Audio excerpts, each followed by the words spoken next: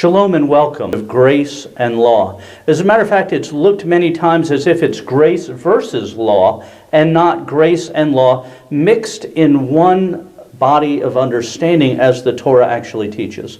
We find, for instance, that Noah found grace in the eyes of the Lord way back in the book of Genesis.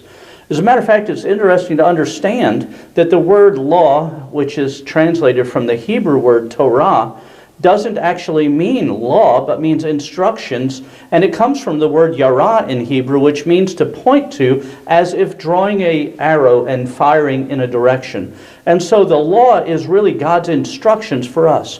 When we get to the Brit Chadashah, the New Covenant, we find things like Rav Shaul saying, or Rabbi Paul saying, that do we nullify the law by faith? God forbid. Instead, or rather, we establish the Torah by our faith. Yeshua says, if you love me, you'll keep my commandments. You see, we understand that the law is not the way we are redeemed, but our response to that relationship and that redemption with God. We have grace and law. As a matter of fact, the Torah was given to Israel because of God's chesed, or his grace, his rachamim, his mercy for Israel and for mankind, so that there would be a way to redeem mankind back in relationship to God.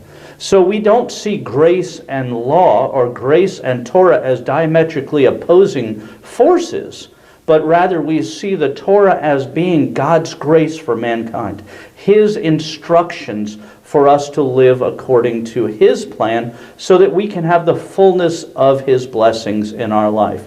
Understand, it is not grace versus Torah. It is actually that the Torah is God's grace for us.